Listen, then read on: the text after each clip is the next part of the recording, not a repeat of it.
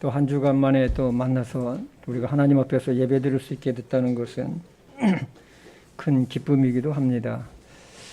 오늘 특별히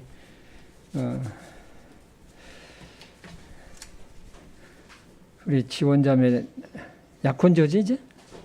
약혼 승진 씨 이렇게 함께 예배드리게 돼서 참 너무 기쁨이 있어요. 우리 다 함께 일어나셔서 우리 하나님의 말씀 그 출애굽기 20장 1절서부터 17절까지 좀 길지만 함께 교독을 하도록 하겠습니다. 출애굽기 10장 1절서부터 하나님께서 이 모든 말씀으로 말씀하여 이르시되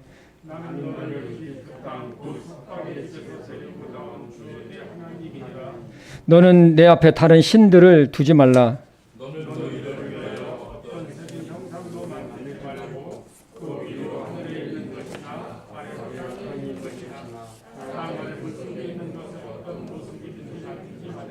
그것들에게 절하지 말고 그것들을 섬기지 말라. 나 곧 주 네 하나님은 질투하는 하나님이니라.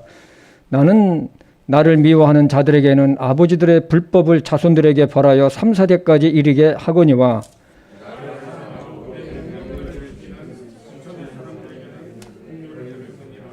너는 주 네 하나님의 이름을 헛되이 취하지 말라. 주가 자신의 이름을 헛되이 취하는 자를 죄 없다 하지 아니하리라.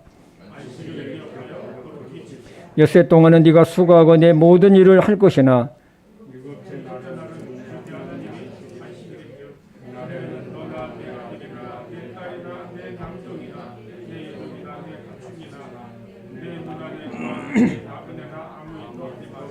엿새 동안에 주가 하늘과 땅과 바다와 그것들 안에 있는 모든 것을 만들고 일곱째 날에 안식하였느니라. 그러므로 주가 안식을 복되게 하여 그날을 거룩하게 하셨느니라.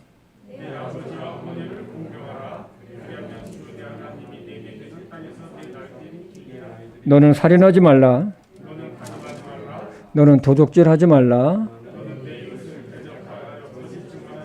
같이 읽을까요? 너는 내 이웃의 집을 탐내지 말라. 너는 내 이웃의 아내나 그의 남종이나 그의 여종이나 그의 소나 그의 나귀나 내 이웃의 소유 중 아무것도 탐내지 말라. 아멘. 아버지 하나님, 죄 많고 허물 많은 저희들 예수님의 핏값을 통해서 우리를 구원해 주시고 우리를 하나님의 자녀요 천국 백성으로 삼아주신 것을 진심으로 감사합니다. 참 각박하고 힘든 한 주일의 우리 삶이었었지만 그래도 그 안에 우리 주님이 우리를 붙잡아 주셨고 인도해 주셔서 현재 내가 존재케 해 주셨고 오늘 저의 첫날을 우리가 한자리에 모여서 우리를 구원하신 하나님을 찬양하며 하나님의 말씀으로 교훈과 도전을 받으며 새롭게 받을 수 있는 복된 날 주신 것을 감사합니다. 아버지 하나님, 그 옛날 참으로 이스라엘 백성들에게 주신 이 십계명이 오늘날 우리들에게 어떻게 적용돼야 되는지 우리가 함께 살펴보며 우리의 자세를 다듬어 보기를 원합니다. 이 말씀을 축복해 주시옵소서. 예수님의 이름으로 기도했습니다. 아멘. 자리에 앉아 주십시오.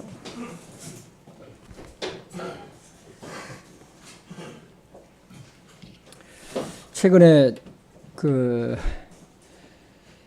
목포성소 침례교회 이성진 목사님이 출애굽기서를 책을 만드는 책을 발간을 하시는데 원고를 저에게 보내주셨어요. 그리고 목사님 추천서를 좀 써주셨으면 합니다 해서 그 내용을 보니까 굉장히 많더라고요. 한 160페이지 분량이에요. 그래서 그 원고를 이제 제가 쭉 이제 보면서 참 새롭게 배우는 것도 있고 또 새롭게 느끼는 것이 참 많이 있었습니다. 또 원고를 읽으면서 하나님께서 주신 참 십계명에 대해서 다시 한번 재조명하고 싶은 생각이 있었습니다. 그래서 참 이 말씀을 또 준비하게 되었습니다. 십계명은 그 옛날이나 지금이나 모든 사람들에게 적용돼야 될 하나님의 말씀입니다. 오늘날 세상이 이렇게 타락하고 부패하고 불의한 세상으로 돌아가는 것을 가만히 보면 모든 죄악들이 이 십계명에 걸려 있는 것을 발견하게 됩니다. 그래서 오늘은 하나님께서 모세에게 주신 십계명에 대해서 우리 한번 살펴보기를 원합니다. 하나님은 시내산에서 모세를 통해 10가지 계명을 주셨습니다. 십계명과 율법을 주신 그 이유가 있어요. 그것은 사람과 하나님과 사람 간의 관계, 또 사람과 사람 간의 관계를 위해서였습니다. 세상의 법도 만든 것은 이 사회라는 공동체를 잘 보존하기 위해서, 이 사회라는 공동체가 파괴되지 않기 위해서 이 세상도 보면 이 법을 만들어 놓았습니다.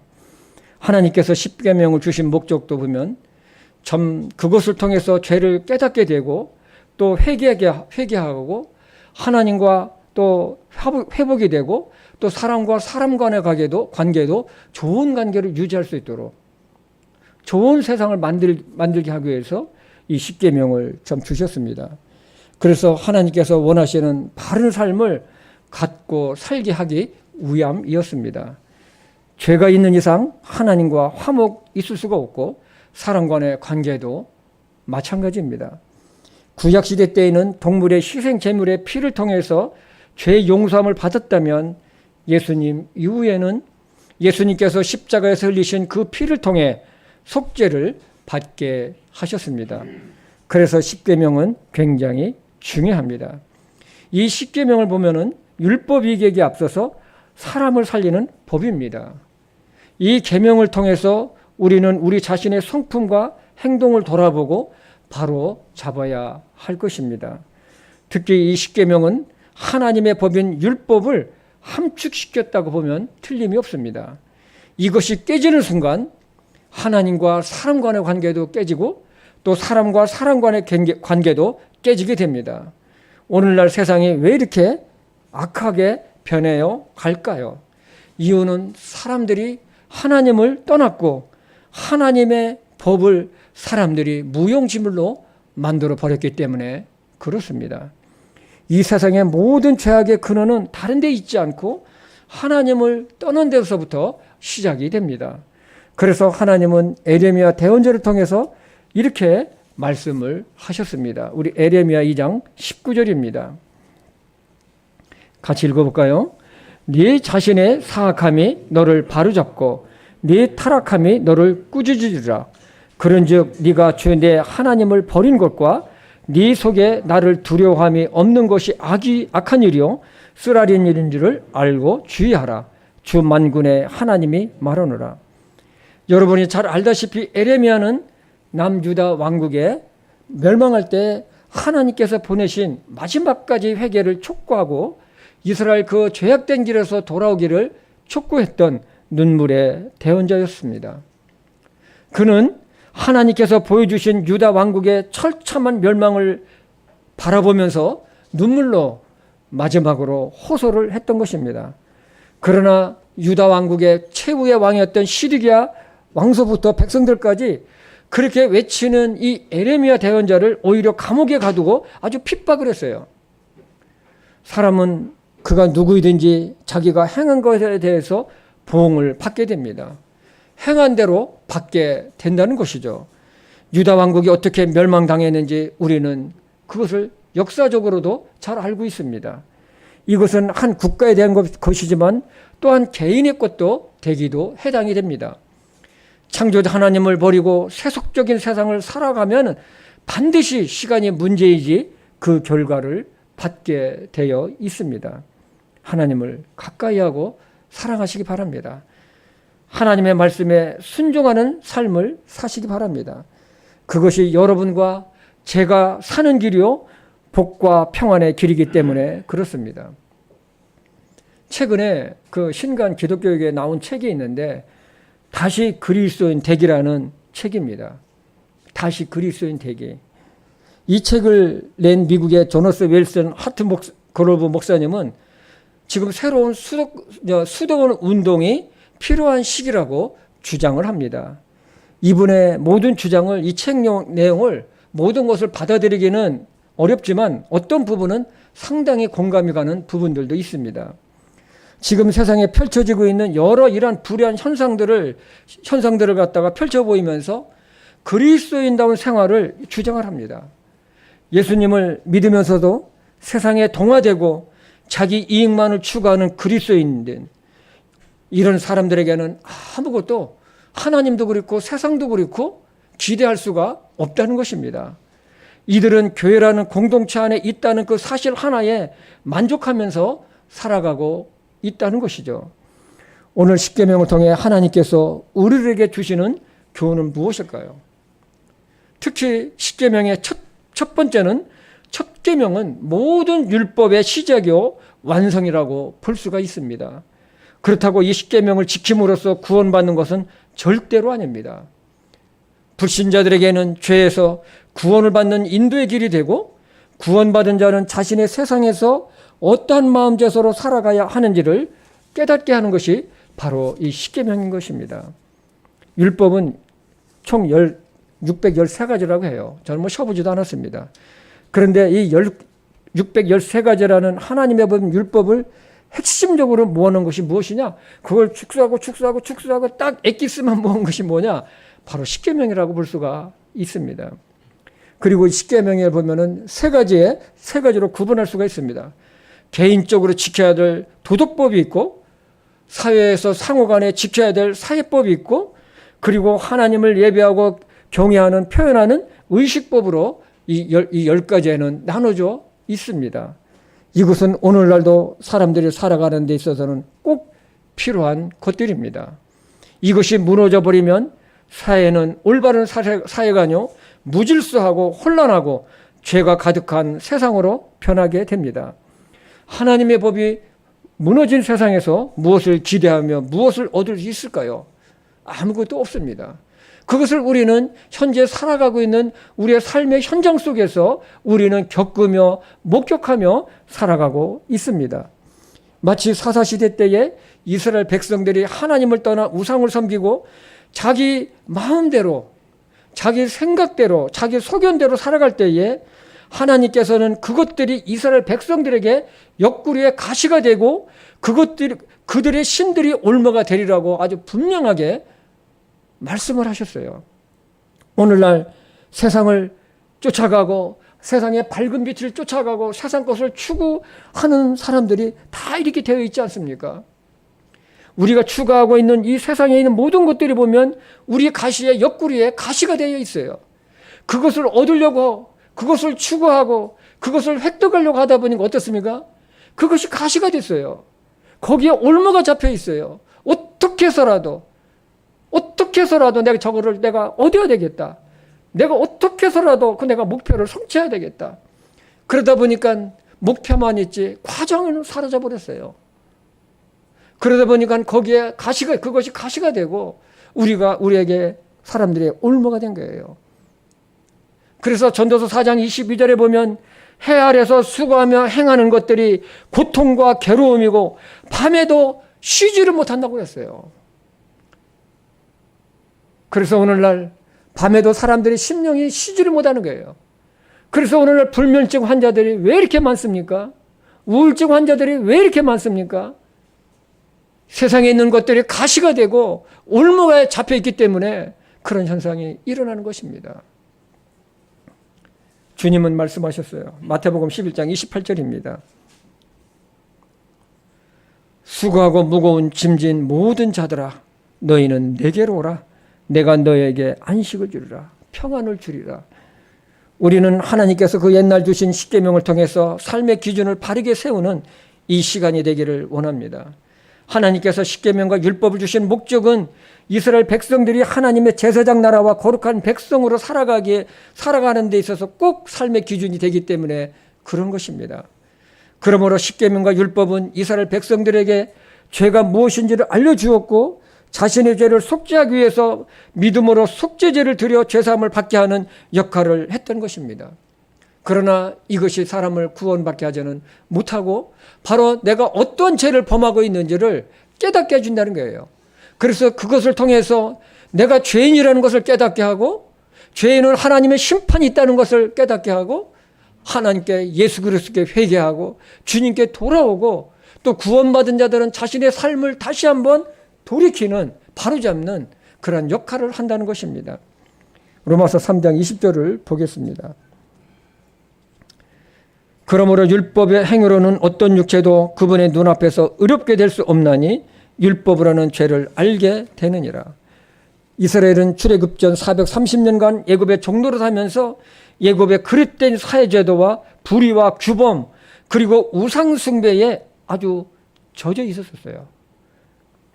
따라서 하나님은 이런 십계명과 율법을 주심으로 하나님께 영광을 드러내고 구별된 거룩한 백성이 되기를 하나님은 원하셨기 때문에 이 법을 주셨던 것입니다.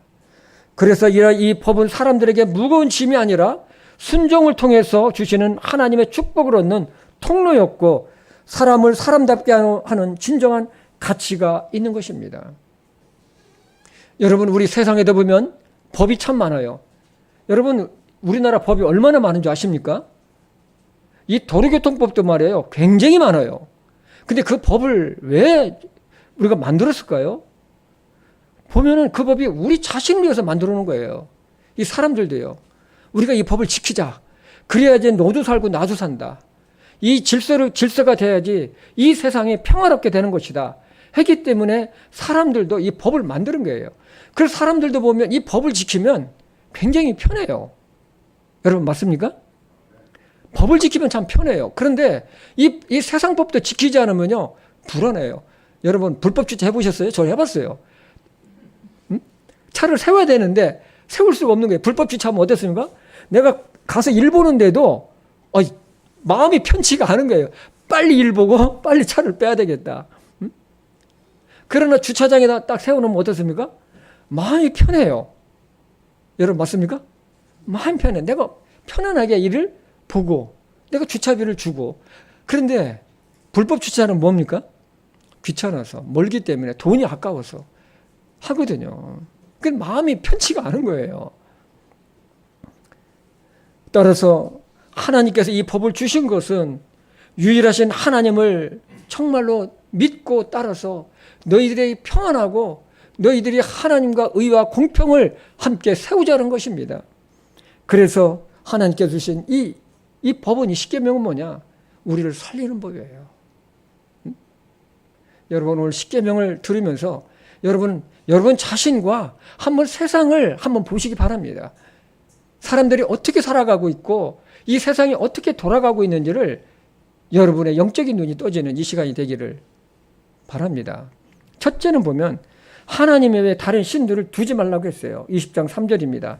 우리 같이 한번 읽어볼까요? 시작. 여러분 이집트는 다신교예요. 다신교를 믿었어요. 400여 년 동안 그들은 이집트에 치여 있으면서 그들의 우상숭배 울타리 안에서 그것들을 보면서 살았어요. 따라서 이들에게 요구되는 것은 유일하신 하나님을 믿는 믿음이었었어요. 그들 내면에는 알게 모르게 우상숭배 사상에 푹 젖어 있었어요. 그래서 하나님 이외에는 다른 신들을 두지 말라고 하신 것이 아주 이 첫 번째 계명이었어요. 이 첫 번째 계명은 모든 율법의 시작이자 완성이라고 할 수가 있습니다. 마치 창세기 1장 1절과도 같습니다. 이것이 제대로 되어 있지 않으면 하나님을 믿고 따르고 하는 모든 것들이 다 무너져 버리고 말해요. 무너져 버립니다. 하나님을 믿고 그 말씀에 순종하는 것은 기쁨이고 자유함과 행복입니다. 그래서 하나님은 피조물을 우상으로 만들어 숭배하는 이방인들과 달리 너희들은 오직 한 분이신 하나님을 믿고 따르고 순종하는 삶을 살도록 하시기 위해서 이 첫 번째 계명을 주셨던 것입니다. 이것은 이스라엘뿐만 아니라 하나님과 같은 피조물인 우리 모든 민족이 같습니다. 이것이 사는 길이요. 예수님도 말씀하셨어요. 내가 길이요 진리요 생명이니 나로 말미암지 않고는 하나님께 올 자가 없다라고 분명하게 말씀하셨어요. 하나님은 이사야 대언자를 통해서도 이렇게 선포하셨습니다. 이사야서 45장 18절입니다. 같이 읽어보도록 하겠습니다. 시작.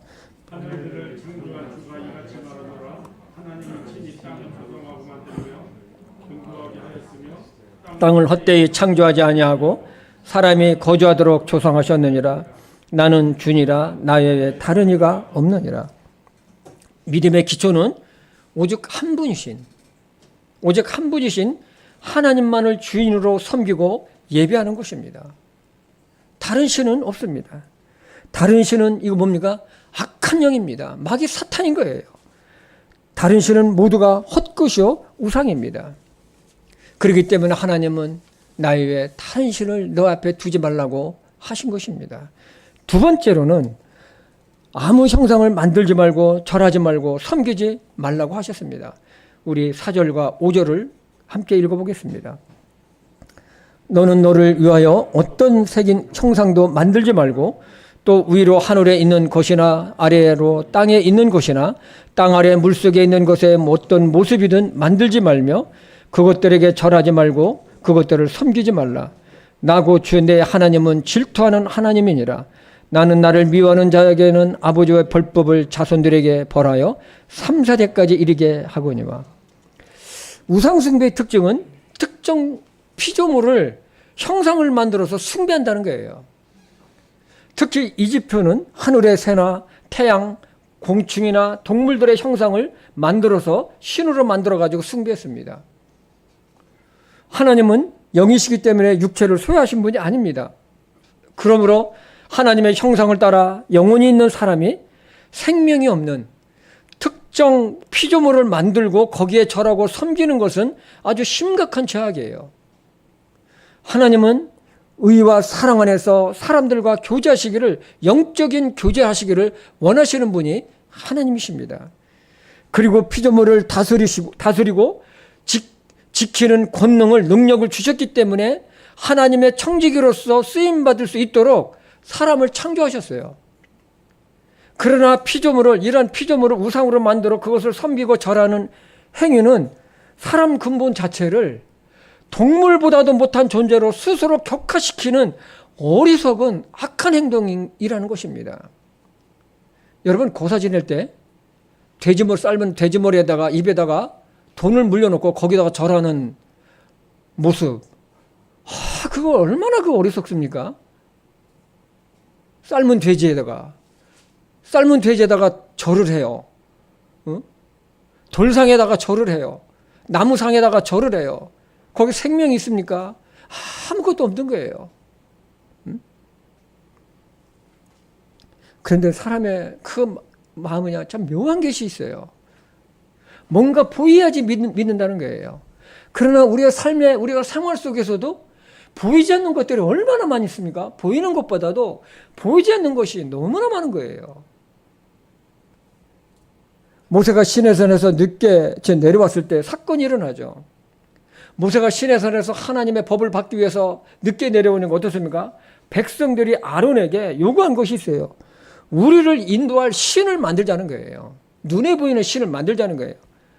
그러기 위해서 만들어낸 것이 무엇입니까? 금송아지 사건이 일어나잖아요. 금송아지를 만들어 놓고 금을 다 걷어가지고 그걸 녹여가지고 만들어가지고 금송아지를 만들어 놓고 거기다 절하고 먹고 마시고 술 마시고 막 춤추고 그랬잖아요.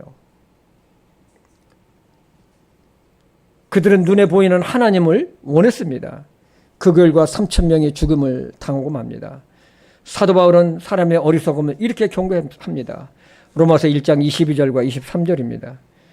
그들은 스스로 지혜롭다고 선언하나 어리석은 자가 되어 썩지 아니할 하나님의 영광을 썩을 사람이나 새나 네 발 달린 짐승이나 기어다니는 것들과 같은 형상으로 바꾸었느니라. 동물과 같은 형상, 동물 같은 같이 만들었다는 거예요, 사람을요. 하나님은 육체를 소유하지 않으시고 영이신데 그분의 형상을 만들어 숭배하는 것은 거짓신을 만들어 숭배하는 것입니다. 그런데요, 천주교에서는요, 이거를 갖다가 싹 빼버렸어요. 이 계명, 두 번째 계명을 쏙 빼버리고 아예 없애버렸어요. 이것이 죄악이라는 걸 알고 그 자체를 빼버리고 10번째의 계명을 갖다가 두 개로 나눠가지고 10계명으로 만들어버렸어요. 보니까 이 천주교는 이 상을 만들어 놓고 거기다 절하고 기도하잖아요. 마리아상, 또 베드로상, 이런 상을 만들었어요. 이거 참 얼마나 어리석어요. 응? 얼마나 어리석어요. 그리고 성화, 그림 만들어 놓고. 그러니까 이게 걸리는 거예요. 그러니까 그 말씀 자체를 싹 없애버렸어요. 하나님은 우주 만물에 충만하신 분이십니다. 그런데 이런 하나님을 어떤 형상을 만들어 놓고 자기 생각 속에서 섬기는 것이죠. 헛된 것이고 하나님이 가장 싫어하시는 우상 숭배를 하고 있습니다. 천주교 십계명을 보면 이렇게 되어 있어요. 1.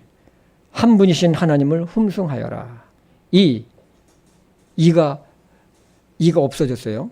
3번이 2번이 됐어요. 하느님의 이름을 함부로 부르지 마라. 3.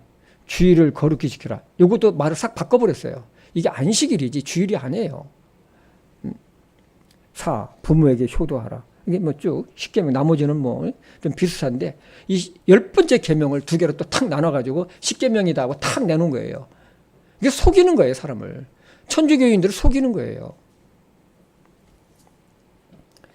세 번째로는 하나님의 이름을 헛되이 부르지 말라.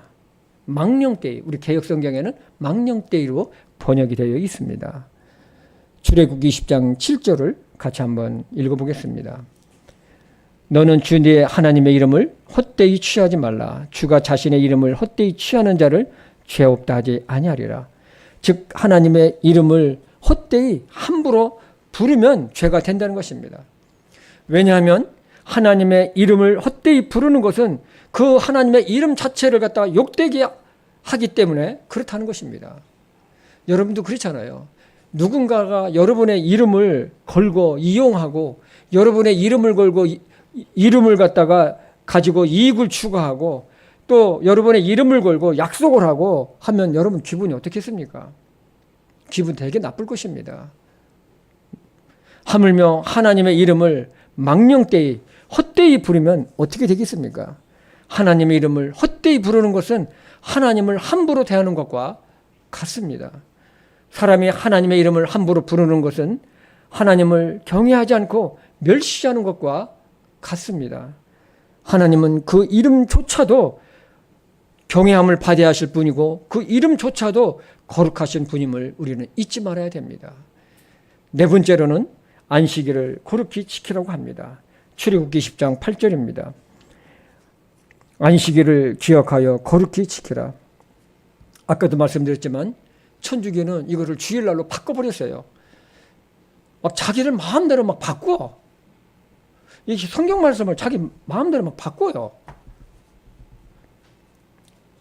주일은 안식일이 아닙니다. 안식일을 지키려고 한다면 천주교는 장길자가 교주인 하나님의 교회를 가든지 안식일 교회로 가야 됩니다. 그리고 안식일을 지키려면 안식일뿐만 아니라 구약시대 때에 하나님께서 이스라엘 백성들에게 주신 모든 율법을 지켜야 될 책임이 있어요. 어떤 것만 지키고 어떤 것은 안 지키는 게 뭡니까? 지키려면 다 지켜야 되죠. 우리가 주일날 하나님께 예배드리는 것은 한 주의 첫날을 하나님께 드리는 것이고 예수님이 부활하신 이 주일날을 우리가 기념하기 위해서 주일날 모이는 것입니다. 우리 사도행전 20장 7절을 보겠습니다. 같이 읽어볼까요? 시작. 주의 첫날에, 이 주의 첫날이 언제입니까? 이 주일날이에요.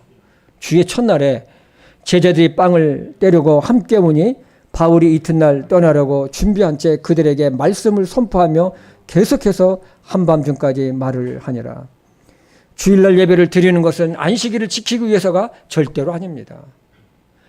안식일의 의미는 하나님의 엿새 동안 천지를 우주 만물을 창조하시고 7일 때 안식하신 것처럼 하나님의 자녀들도 안식일에 쉬면서 하나님을 기억하고 천하 만물의 창조자의 주관하신 하나님의 주권을 인정하고 기억하는 것입니다. 예수님의 제자들이 안식일을 지키지 않았다고 신란하는 바리새인들에게 예수님은 하신 말씀이 있어요. 내가 안식일의 주인이니라. 그죠? 안식일의 주인이니라. 내가 안식일을 만든 사람이야. 그런데 너희들 무슨 말 하는 거야? 바로 이거예요.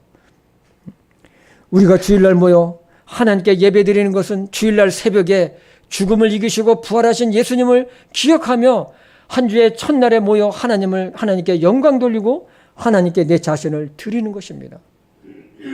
또한 한 주가 시작되는 첫날을 드림으로 이 한 주의 모든 날들이 주님의 것이라는 것을 믿음에 고백하는 것이 이 주의 첫날에 드리는 예배인 것입니다. 그래서 주일날은 귀한 거예요. 다섯 번째로는 부모를 공경하라입니다. 우리 12절을 보겠습니다. 내 아버지와 어머니를 공경하라. 그리하면 주 내 하나님이 네게 주신 땅에서 네 날에 길리라. 하나님과의 관계 다음으로 중요한 것이 뭐냐면 부모와의 관계입니다. 모든 인간관계의 기초는 가정에서 시작하고 가정의 권위는 부모입니다. 부모님을 공경하는 것은 하나님을 경외하는 것과 그것을 배우는 출발점이고 다른 사람과의 관계에서도 존중하게 하는 밑거름이 된다는 사실입니다. 하나님을 진정으로 경외하는 자는 부모님을 귀하게 여깁니다. 부모님 말씀을 존중히 여긴다는 것이죠. 하나님을 멸시하는 자는 부모님도 멸시합니다. 모든 효의 근원은 부모 공경으로부터 시작이 됩니다. 이것이 무너지면 사회가 불신의 세계로 들어가 버립니다. 여러분, 오늘날 세상이 이상하게 되어 있지 않습니까? 오늘날 세상이 이상하게 되어 있어요. 우리는 부모님을 여러분 정말로 공경하시기 바랍니다. 특별히 그리스도인 여러분, 부모님을 공경하지 않으면서 내가 하나님을 공경할 수 있다? 그거 거짓말쟁이에요. 하나님은 뭐라고 한 줄 아십니까? 야, 나를 먼저 공경하기 전에 너 먼저 할 것이 있다. 네 부모님을 너 먼저 공경하라. 부모님을 귀하게 여겨라. 그거예요.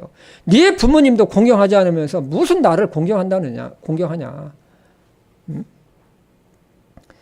예배소서도 보면 부모를 공경하는 것이 약속이 있는 첫 계명이라고 했어요. 예배소서 6장 2절과 3절입니다. 내 아버지와 어머니를 공경하라. 그것은 약속이 있는 첫째 명령이니 이것은 네가 잘되고 땅에서 장수하게 하려 함이라. 여러분 잘되기 원하세요? 부모님을 공경하세요. 부모님을 공경하세요. 저는 개인적으로 그래요. 오늘날 세상이 아주 이 윤리나 도덕이 막 무너져 내리고 막 엉망진창이 됐잖아요. 왜 그러느냐? 거기에 가장 밑바닥에 부모를 공경하지 않는 데서부터 시작된다고 저는 보고 있어요. 부모님을 공경하면 다른 어른들도 공경하게 돼 있어요. 내 부모님도 공경하지 않는데 다른 어른들을 공경할 수가 없는 것입니다. 하나님은 질서의 하나님이십니다. 가정에서 부모나 가정의 권위를 따라 가정과 사회의 질서가 세워져 갑니다. 부모의 권위를 존중해야 자신도 나중에 존중받는 부모가 될 것입니다. 여섯 번째로는 살인하지 말라입니다. 20장 13절입니다. 같이 읽어볼까요? 시작. 너는 살인하지 말라. 굉장히 간단하죠. 여섯 번째 계명은 사람의 생명의 존엄성을 하나님은 가르치고 있습니다. 모든 생명은 하나님이 지으신 것으로 생명을 주관하시는 분은 하나님이시므로 모든 생명의 주인이 되십니다. 사람은 다른 사람의 생명을 뺏을 수도 없고 모든 사람의 생명을 존중히 여겨야 합니다. 노아 홍수 이후에 하나님은 말씀하셨어요. 다른 사람의 피를 흘리게 한 자는 그도 그 피를 흘릴 것이라고 하셨습니다. 창세기 9장 6절입니다. 누구든지 사람의 피를 흘리는 자는 사람에 의해 자기 피를 흘리나니 이는 하나님이 자신의 형상으로 사람을 만들었기 때문이라. 살인하는 것을 하나님은 결코 용납하지 않으십니다. 사람의 생명을 경시하는 풍조는 낙태와 안락사부터 나타나기 시작합니다. 예수님은 한 사람의 생명이 천하보다도 귀하다고 하셨습니다. 그렇습니다. 모든 사람의 이 생명은 천하보다 귀합니다. 무엇으로 바꿀 수 있겠습니까? 바꿀 수가 없습니다. 그래서 요한계시록 20장 8절에 보면 지옥불에 떨어지는 자들의 그 명단에 살인자가 있어요. 살인자가 있어요. 사람의 생명을 귀하게 여기는 것은 생명의 주인이신 하나님의 주권을 인정하는 것입니다. 살인의 그 원인은 미움과 분노에서 시작됩니다. 가인의 미움이 아벨을 살인하는 동기가 되었듯이 하나님의 거룩한 백성은 미움과 분노를 우리는 사랑으로 승화시키고 극복해 나가야 할 것입니다. 7번째로는요. 그리고 이 살인하는 데서 이 자살이 있어요. 여러분, 우리나라 자살률이 1년에 2020년도에 13,000명인가 됐다고 그래요. 13,000명. 근데 여러분, 이 자살은요, 살인자예요. 내 자신을, 내 생명을 내가 살인을 하는 거예요. 내 자신을 내가 살인하는 거예요. 내가 비록 죽었다 하더라도 살인자예요. 왜? 내 생명을 내가 죽였기 때문에 나를. 이걸 꼭 우리는 기억해야 돼요. 그래서 사람들은 자기 생명이니까 또 어떤 사람들은 같이 죽자고 또 자기 자식들까지 같이 자살하는 사람이 있는데 하나님은 그 영혼을 절대로 과시하지 않습니다. 언젠가 늘 제가 얘기하죠. 사람은 영혼이 있는 사람이라고요. 죽으면 끝나는 것이 아니에요. 언젠가 늘 얘기하지만 여러분, 이 점쟁이들과 무당들이 사람들이 영혼이 있다는 것을, 귀신이 있다는 것을 그들이 증명해 보이고 있잖아요. 영적인 세계가 있다는 것을 이 무당들과 이 점쟁이들이 증거를 하고 있잖아요. 그들이 악한 영들에 의해 가지고 쓰임을 받고 있지만 저도 무당을 통해서 하나님을 믿게 된 계기가 됐잖아요. 무당을 통해서요. 작두 위에서 시퍼런 작두 위에서 맨발로 그 위에서 춤추는 것을 보면서 야, 세상에 이런 일이 있나? 아니, 이 작두 위에서 시퍼런 칼날 위에서 맨발로 거기서 북소리에 맞춰서 춤을 추는데 벌떡벌떡 뛰면서 어떻게 발이 깨끗하지? 피도 한 방울 안 나네? 그래서 나중에 무당에서 예수님 믿은 그 자매한테 물어봤다고 그랬잖아요. 자매님, 이게 어떤 현상입니까? 목사님, 그거 되게 쉬워요. 왜요? 청년 2명이 우통 벗고 작두 위에 엎어져 있어요. 그러니까 청년 등판에서 내가 뛰는 거예요. 여러분, 얼마나 무서운 현상입니까? 여러분, 죽으면 끝나는 것이 아니에요. 히브리서 9장 27절에 있는 말씀처럼 한 번 죽는 것은 사람에게 정하신 것이요 그 후에는 심판이 있으리니. 요한계시록의 20장에도 보면 믿지 않는 자들은 영원한 불못 타는 못에 집어 던져진다고 그랬어요. 지옥불에서 던져진다는 거예요. 그러나 사람들은 보이지 않는다고 믿지를 않죠. 죽게 돼서 눈을 뜨게 되면 깨닫게 될 것입니다. 7번째로는 성적인 죄를 범하지 말라입니다. 20장 14절입니다. 같이 읽어볼까요? 너는 간음하지 말라. 하나님은 결혼의 언약을 굉장히 소중히 여기십니다. 결혼 전까지는 남자나 여자는 순결을 지키고 결혼한 자기 배우자와 하나가 되어야 합니다. 그리고 결혼한 남자와 여자는 자기 배우자 외에 다른 이성과 성적인 접촉을 하는 것을 간음으로 하나님은 간주를 하신 것입니다. 율법은 간음한 남자와 여자를 사형에 처하도록 했습니다. 우리 레위기 20장 10절입니다. 다른 남자의 아내와 간음하는 남자, 곧 자기 이웃의 아내와 간음하는 자가 있을 경우 그 간음한 자와 간음한 여자를 반드시 죽일지니라. 결혼 전 순결을 지키는 것은 하나님께서 주신 자신의 몸을 거룩하게 구별하는 것입니다.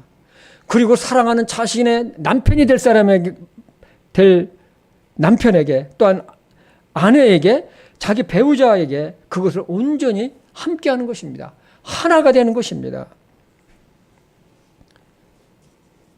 그리고 결혼한 사람은 자기 배우자 이외에 다른 사람과 성적인 관계를 맺는 것은 하나님이 크게 심판하시는 죄에 해당이 됩니다. 예수님도 여자를 보고 음욕을 품는 것도 간음으로 간주하셨습니다.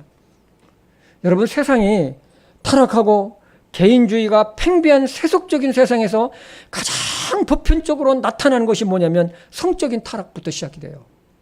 성적인 타락이에요.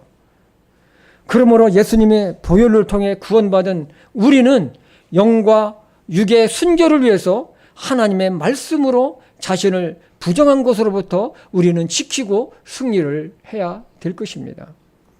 여덟 번째는 도둑질하지 말라입니다. 우리 15절입니다. 너는 도둑질하지 말라.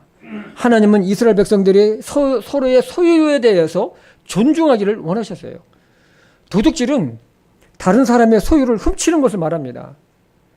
자신의 땀을 흘리지 않고 다른 사람의 소유를 도둑질하는 것은 하나님이 세우신 사회 질서를 파괴시키는 행위입니다.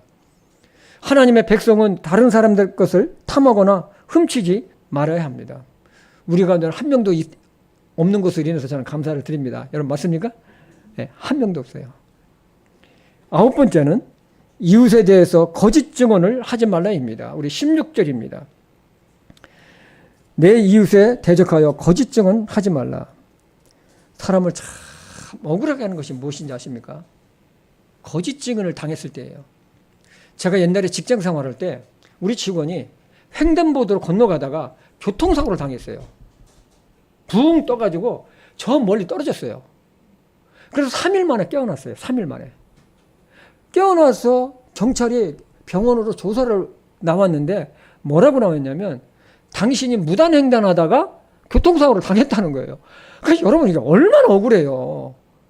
근데 아니라고. 나는 횡단보도로 건너갔다고. 근데 경찰이 뭐라고 하냐면 증인이 있다는 거예요. 그 증인이 누굽니까 했더니 여러분 횡단보도에 보면 뭐 하는 사람들이 있습니까? 구두 수선하고 구두 닦는 사람들 있잖아요. 이렇게 조그마한 집 져놓고 이 사람이 봤다는 거예요. 그 사람이 증인이라는 거예요. 그러니까 이 가해 운전수가 그 사람을 돈을 주고 매수해가지고 거짓 증인을 세우는 거예요. 그래야만이 내가 교통사고 처리 특례법에 해당이 되지 않고 그 다음에 보험료도 많이 올라가지 않고 자기가 형법으로부터 벗어날 수가 있는 거예요. 무단횡단을 했는 사람을 쳤기 때문에. 여러분 이 피해자가 얼마나 억울한지 아십니까? 하나님은 그것을 말씀하신 거예요. 거짓 증언하지 말라는 거예요. 여러분도 누군가 거짓 증언을 해가지고 여러분이 억울하게 여러분이 피해자인데 가해자로 바뀌어버리면 여러분 한번 상상해 보십시오. 얼마나 속상하고 억울하겠습니까? 지금 하나님께서 이 십계명을 통해서도 쭉 이 사회법을 갖다가 주고 계시는 거예요.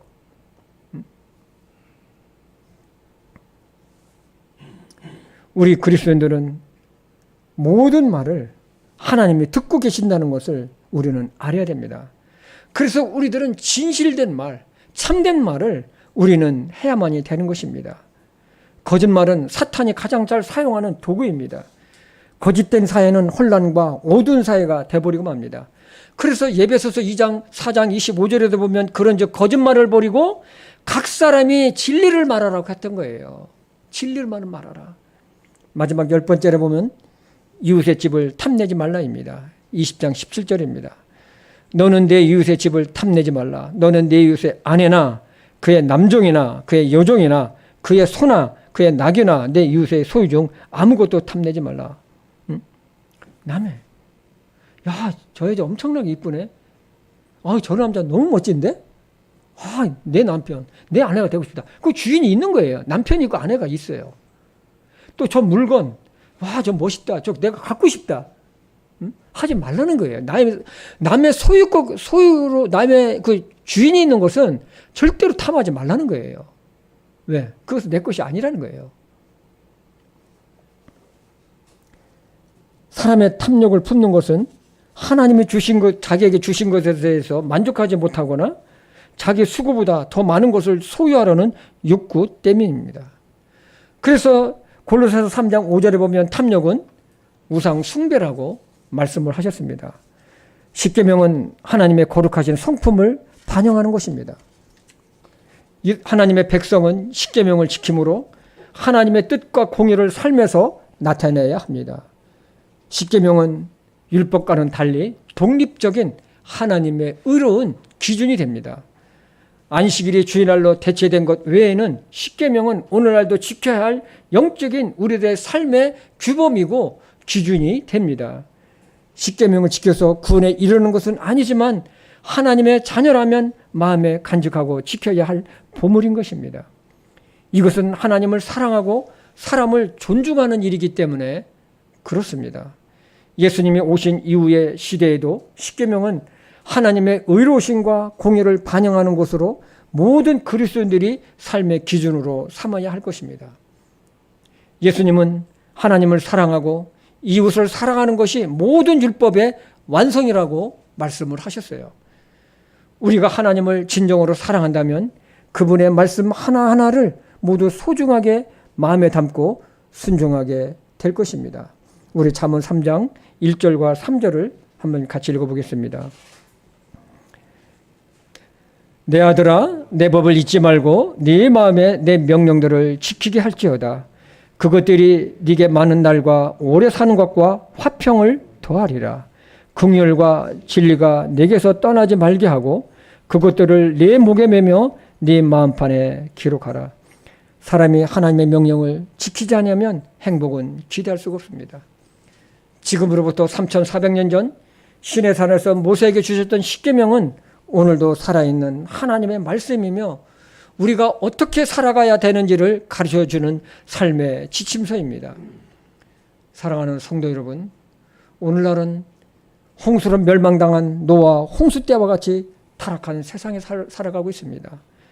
그리고 소돔과 고모라가 멸망당할 때처럼 성적인 타락과 함께 동성애가 세계에 합법적으로 인정되는 세상에서 살아가고 있습니다. 개인의 죄악, 국가의 죄악, 세계적인 죄악이 세상을 덮었습니다. 제가 살다 온 캐나다도 이 동성애가 합법적으로 법적으로 되어 있습니다. 남자와 남자가 결혼해도 부부로 인정합니다. 여자와 여자가 결혼해도 부부로 인정을 하는 세상입니다.